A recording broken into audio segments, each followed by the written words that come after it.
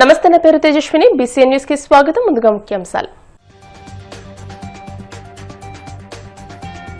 ఉడుపి పుట్టిగే మఠంలో AP deputy CM Pawan Kalyan కు అభినవ కృష్ణ దేవరాయ బిరుదు, పీఠాధిపతి సుగుణేంద్ర స్వామీజీ చేతుల మీదుగా సత్కారం.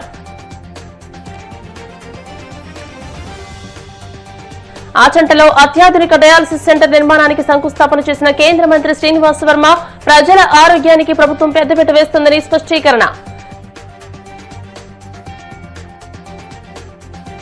సంక్షోభంలో ఉన్న విమానయాన రంగ సమస్య పరిష్కారంలో కేంద్ర మంత్రి రామ్మోహన్ నాయుడు విఫలమయ్యారు. మండిపడ్డ మాజీ మంత్రి గుడివాడ అమర్నాథ్. వాడపల్లి వెంకటనాలయంలో ప్రత్యేక పూజలు, మంగళ వాయిద్యాల నమ శ్రీ స్వామి అమ్మవార్లకు మేల్కొలుపు సేవ, ఐశ్వర్యలక్ష్మి హోమం. ఆంధ్రప్రదేశ్ డిప్యూటీ సీఎం పవన్ కళ్యాణ్ కు అరుదైన గౌరవం లభించింది. ప్రముఖ పుణ్యక్షేత్రమైన ఉడిపిలో ఆయనకు అభినవ కృష్ణ దేవరాయ అనే బిరుదును ప్రదానం చేశారు. కర్ణాటకలోని ఉడిపి పర్యాయ పుట్టిగే శ్రీకృష్ణ మఠం ఆధ్వర్యంలో నిర్వహించిన బృహత్ గీతోత్సవ కార్యక్రమంలో మఠాధిపతి శ్రీ సుగుణేంద్ర తీర్థ స్వామీజీ ఈ బిరుదును పవన్ కళ్యాణ్ కు అందజేశారు. ఈ సందర్భంగా పవన్ కళ్యాణ్ మాట్లాడుతూ భగవద్గీత ప్రాముఖ్యత, ధర్మం, తన రాజకీయ ప్రయాణం గురించి కీలక వ్యాఖ్యలు చేశారు.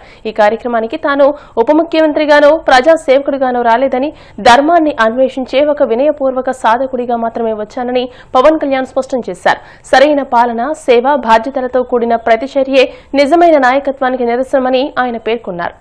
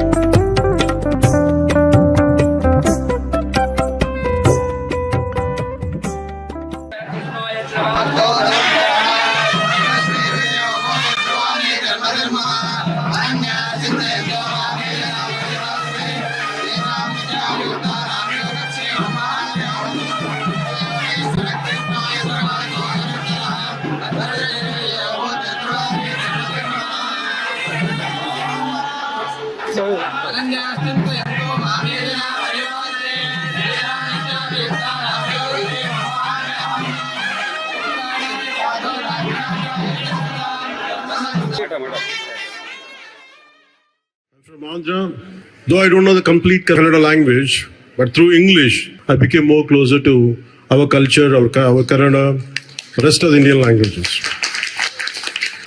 I'm very fortunate to be here today. It was a surprise for me when Swamiji invited me to be here today on this auspicious day. It was very surprising for me to be here because I never thought I would get such an opportunity. I never think of it. I believe in Karma Yoga without expecting any results. I don't come from a great scholarly family, but I come from a family of great bhaktas. My father was a great devotee of Hanuman. Maybe because of Hanuman, I think I was called here. And all through my childhood, the Taraka mantra, Hare Rama, Hare Krishna, Krishna Krishna, Hare Hare, Hare Rama, Rama Rama, Hare Hare. That's what my father used to sing when I fallen sick. When I used to fall sick, he used to put me on his lap. That was the only Taraka mantra. Then I used to, apart from the medicines, I think that's what my childhood memory is. How could I get healed from many diseases? And I had a lot of asthma when I was a kid. So this Taraka mantra has really, really helped me. Even once in a while, even now my kids ask me, when they fall sick, when they feel low, the only mantra I recite is not any other mantra. Only Hare Rama, Hare Krishna, Krishna, Hare Hare, Hare Rama, Rama Rama, Hare. That's what I sing when I recite for my kids. And that is the power of our Taraka mantra. I offer my Sastanga Namaskarams to the lotus feet of Sri Krishna, the presiding deity of this holy land. My deepest respects to the Pithadipati of Puttigama Mata, Sri Sugunendra Tirtha Swamiji, whose vision has turned this town into a global classroom for the Bhagavad Gita. My reverence to all the learned Swamijis of Ashtamatas, the scholars, and the thousands of devotees who have turned Udupi into Vaikunta today. Coming to Udupi, I could feel the spiritual vibrations, which is very hard to describe. This is not just a temple town. This is a spiritual powerhouse of Bharat. ప్రజల ఆరోగ్యానికి ప్రభుత్వం పెద్దపీట వేస్తుందని దానిలో భాగంగానే dialysis సెంటర్లు ఏర్పాటు చేస్తున్నట్టు కేంద్ర ఉక్కు భారీ పరిశ్రమల శాఖ సహాయ మంత్రి భూపతిరాజు శ్రీనివాస్ వర్మ పేర్కొన్నారు. పశ్చిమ గోదావరి జిల్లా ఆచంటలో సీఎస్ఆర్ నిధిలో ₹1 కోటి డయాలసిస్ సెంటర్ కు ఎమ్మెల్యే పితాని సత్యనారాయణ, జిల్లా కలెక్టర్ నాగరాణతో కలిసి ఆయన భూమి పూజ చేశారు. ఈ సందర్భంగా శ్రీనివాస్ వర్మ మాట్లాడుతూ జిల్లాలో కిడ్నీ బాధితులు రోజురోజుకి పెరుగుతున్న నేపథ్యంలో నియోజకవర్గానికి ఒక డయాలసిస్ సెంటర్ ఏర్పాటు చేయాలనే ఉద్దేశంతో పార్లమెంట్ నియోజకవర్గంలో భీమవరం, ఆచంట, తాడేపల్లిగూడెం, అత్తిలి గ్రామాల్లో ₹5 కోట్ల డయాలసిస్ సెంటర్లు ఏర్పాటు చేసినట్టు తెలియజేశారు.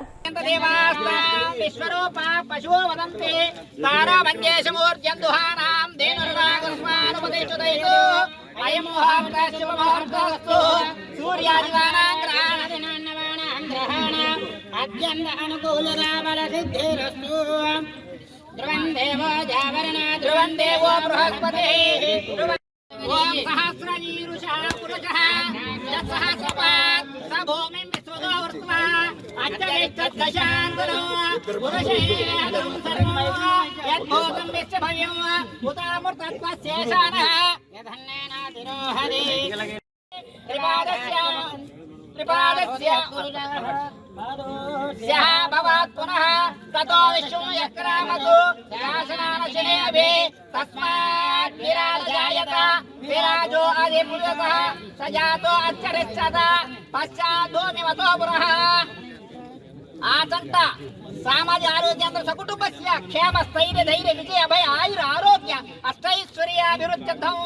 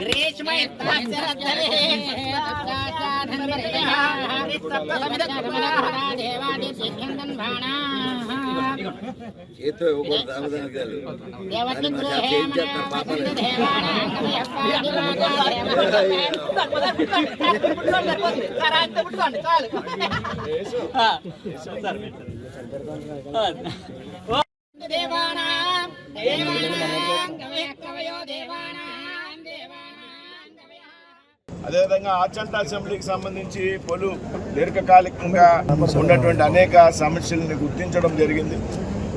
ముఖ్యంగా కోడేరు నుంచి గన్నవరం వంతెన నిర్మాణం ఏదైతే ఉందో పీతాన్ సచిన గారు నేను ఈపాటికే 3 సార్లు ఢిల్లీలో ఉన్నటువంటి ఉన్నతాధికారులతో సమావేశం కావడం, నేషనల్ హైవేస్ సెక్రటరీ గారు ఎవరైతే ఉన్నారో ఉమాశంకర్ గారు, అదేవిధంగా డైరెక్టర్ జనరల్ ఏదైతే ఉన్నారో తేజావత్ గారు అనే ఆయనతో కూడా, గడ్కరీ గారిని కూడా మేము కలిసి ఏదైతే ఇది చాలా ముఖ్యమైనది ఈ ప్రాంతానికి, కొద్దిగా ఎక్కువ బడ్జెట్తో కూడినటువంటి వ్యవహారం అయినప్పుడు ఇది చెయ్యాలి అనేటువంటి ఆలోచనని గడ్కరీ గారిని కానీ ఇద్దరు ఉన్నతాధికారిని కానీ నేను పితాన్ సత్యనారాయణ గారు 3-4 సార్లు కలవడం, అదేవిధంగా ఇప్పుడున్నటువంటి రాష్ట్ర రహదారిని జాతీయ రహదారిగా కూడా గుర్తించాలనేటువంటి ప్రతిపాదన ఆయన్ని మనం 4 రోజుల క్రితం బహుశా మొన్న ఇవాళ ఆదివారం అయితే మేము బుధవారం నాడు కలిసాం అధికారులు ఢిల్లీలో, వారు కూడా సానుకూలంగా స్పందించడం, ఈ ప్రాసెస్ అయ్యేటువంటి క్రమం కొన్ని నియమాలు నిబంధనలు కఠినంగా ఉంటాయని వాటిని ఏ విధంగా అధిగమించాలనేటువంటి ఒక ఆలోచన కూడా అధికారులు చేస్తూ ఉన్నారు. ఈ విధంగా నిత్యం పార్లమెంట్లో ఉన్నటువంటి ప్రజా సమస్యల మీద కానీ, అలాగే ఆచంట అసెంబ్లీలో ఉన్నటువంటి ప్రజా సమస్యల మీద కానీ ప్రతి నెల ఇక్కడ శాసనసభ్యులు పితాని సత్యనారాయణ గారు ఢిల్లీ రావడం, నేను ఢిల్లీలో ఉన్నటువంటి సందర్భంలో 2-3 రోజులు ఉండడం, అనేక విషయాల మీద అధికారులతో సంప్రదించడం జరుగుతూ ఉంది. రాబోయేటువంటి కాలంలో ఆర్చంట్లో పలు అభివృద్ధి కార్యక్రమాలకి శ్రీకారం చుడతామని ఈ సందర్భంగా తెలియజేస్తున్నాం. తీవ్ర సంక్షోభంలో ఉన్న విమానయాన రంగ సమస్య పరిష్కారంలో కేంద్ర మంత్రి రామ్మోహన్ నాయుడు విఫలమయ్యారని వైసీపీ అనకాపల్లి జిల్లా అధ్యకుడు మాజీ మంత్రి గుడివాడ అమర్నాథ్ మండిపడ్డారు. విశాఖపట్నం వైసీపీ కార్యాలయంలో ఆయన మీడియాతో మాట్లాడుతూ ఫ్లైట్ డ్యూటీ టైం లిమిటేషన్స్ అమలు చేయడం వల్ల తలెత్తిన ఇబ్బందులు గుర్తించి పరిష్కరించలేకపోయినా పౌర విమానయాన శాఖ వైఫల్యం వల్లే ఫ్లైట్స్ రద్దై లక్షలాది మంది ప్రయాణికులు ఇబ్బంది పడుతున్నారని ఆగ్రహం వ్యక్తం చేశారు. ఇండిగో ఎయిర్లైన్ సమస్య పరిష్కారంలో విఫలమవడంతో పాటు ఇష్టమొచ్చినట్టు టికెట్ల రేట్లు పెంచిన విమానయాన సంస్థలను అదుపు చేయడంలోనూ కేంద్ర మంత్రి విఫలమయ్యారని అన్నారు. తక్షణమే సమస్య పరిష్కారానికి కృషి చేసి ప్రయాణికులకు ఇబ్బంది లేకుండా చూడాలని ఆయన డిమాండ్ చేశారు. పరిస్థితులు చూసిన తర్వాత గడిచినటువంటి 18 మాసాలుగా ఈ మధ్య కాలంలో దాదాపు ఒక దశాబ్దన్నర కాలంగా ఎప్పుడు చూడనటువంటి ఒక పెద్ద ఇన్సిడెంట్ మన జూన్ 12వ తారీఖున ఎయిర్ ఇండియా ఫ్లైట్ క్రాష్ చూసాం. దాదాపు 232 మంది ప్యాసింజర్స్, ఫ్లైట్ కూలిపోయినటువంటి ప్రాంతంలో చదువుతున్నటువంటి మెడికోస్ దాదాపు 35 మంది మెడికోస్.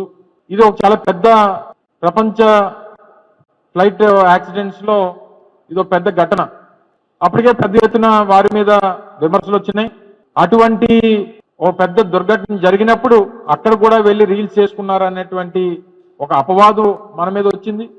దేశవ్యాప్తంగా మన మంత్రి గారిని అనేక జాతీయ మీడియా ఛానల్స్ కానీ అనేక మంది ప్రముఖులు కానీ విమర్శించినటువంటి పరిస్థితులు కూడా చూసాం. తీరా గడిచినటువంటి 4 రోజులుగా అసలు జాతీయ మీడియా ఛానల్స్ వారు మాట్లాడుతున్నటువంటి తీరు చూసిన తర్వాత అసలు ఆ పొజిషన్లో ఉన్నటువంటి వారు ఎవరన్నా సరే దేశ ప్రజలకి, ముఖ్యంగా ఈ విమానయాన దాంట్లో ఇబ్బందులు పడుతున్నటువంటి ప్రజలకి క్షమాపణ చెప్పాల్సినటువంటి బాధ్యత ఆ మంత్రిత్వ శాఖని ప్రాతినిధ్యం వహిస్తున్నటువంటి మంత్రి గారి మీద ఉంది. సరే, దాని వరకు వాళ్ళు వెళ్ళలేదు, దాని గురించి మాట్లాడట్లేదు. తీరా ఈ తెలుగుదేశం పార్టీ అధికార ప్రతినిధులు అయితే దీని మొత్తం వ్యవహారాన్ని మా లోకేష్ గారి దగ్గరుండి పర్యవేక్షిస్తున్నారని చెప్పి జాతీయ మీడియాలో వారు మాట్లాడతారు. అసలు లోకేష్ ఎవరు? లోకేష్కి ఆ మంత్రిత్వ శాఖకి సంబంధం ఏంటి?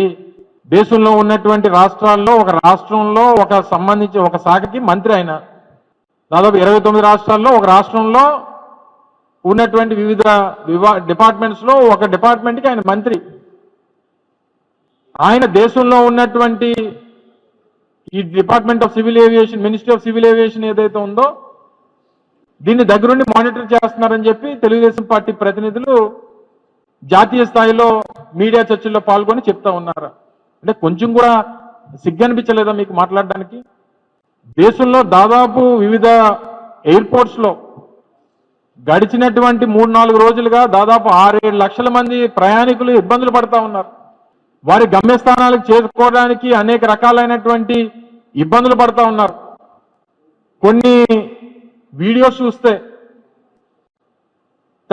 తండ్రిని కోల్పోయినటువంటి బిడ్డ ఆఖరి చూపుల కోసం ఆ తండ్రిని చూడడానికి వెళ్ళడానికి కూడా అవకాశం లేనటువంటి పరిస్థితుల్లో ఒక ప్రయాణికుడు, పెళ్లి చేసుకున్నటువంటి 2 భార్యాభర్తలు, వారు ఏదో ఒక ఊర్లో రిసెప్షన్ పెట్టుకుంటే చివరికి అతిథులందరూ వచ్చారు, భార్యాభర్తలు మాత్రం ఎయిర్పోర్ట్లో ఉండిపోయారు. ఆ రిసెప్షన్ లో పాల్గొనాల్సినటువంటి వారు ఆ 2 భార్యాభర్తలను ఆశీర్వదించడానికి వచ్చినటువంటి ఆ గెస్టులందరూ కూడా, అతిథులందరూ వచ్చారు. ఆ భార్యాభర్తలేమో వీడియో కాల్ పెట్టుకొని జూమ్ కాల్లోనేమో వారి రిసెప్షన్ చేసుకున్నారు. ఉద్యోగ అవకాశాల కోసం, ఇంటర్వ్యూల కోసం వెళ్ళినటువంటి వారు వివిధ ఎయిర్పోర్ట్లో స్టాండర్డ్ అయిపోయి ఉన్నటువంటి పరిస్థితులు ఉన్నారు. ఇతర చదువుల కోసం, వీసాల కోసం, వారి వీసా ఇంటర్వ్యూస్ కోసం అటెండ్ అవ్వడానికి వెళ్లాల్సినటువంటి వారు వివిధ ఎయిర్పోర్ట్లో నిలిచిపోయినటువంటి పరిస్థితులు ఉన్నాయి. దేశవ్యాప్తంగా అనేక ఎయిర్పోర్ట్లు. కోనసీమ తిరుమలగా వర్ధిల్లుతున్న వాడపల్లి శ్రీ వెంకటేశ్వర స్వామి ఆలయంలో సోమవారం ప్రత్యేక పూజలు వైభవంగా నిర్వహించారు. మంగళ వాయిద్యాల నడుమ శ్రీ స్వామి అమ్మవార్లకు మేల్కొల్పు సేవ నిర్వహించిన అనంతరం ఐశ్వర్యలక్ష్మి హోమాన్ని జరిపించారు. అర్చకులు శ్రీ స్వామి అమ్మవార్ల వసంత మండపంలో అష్టోత్తర పూజలు నిర్వహించగా ప్రత్యేక అలంకరణలో ఉన్న స్వామి దర్శించుకుని భక్తులు తరించిపోయారు.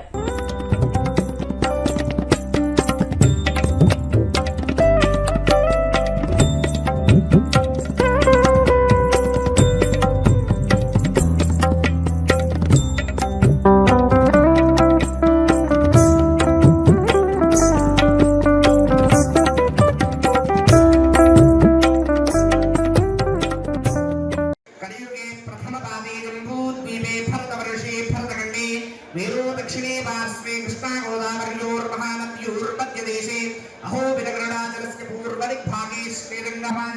సంవత్సరాణాం మధ్యే ప్రథమాదికస్యావర్తమాన వ్యవహారికతాంధ్రమానేన శ్రీ విశ్వావసనామ సంవత్సరే దక్షిణాదినీః హిమమందురుతో మార్గశీర్షమాసే కృష్ణపక్షే తదీయాయాం ఆరుద్రా నక్షత్రయుక్తాయాం భానువాసరే శుభనక్షత్రే శుభయోగే శుభకరణే గుణ విశేషణ విశిష్ట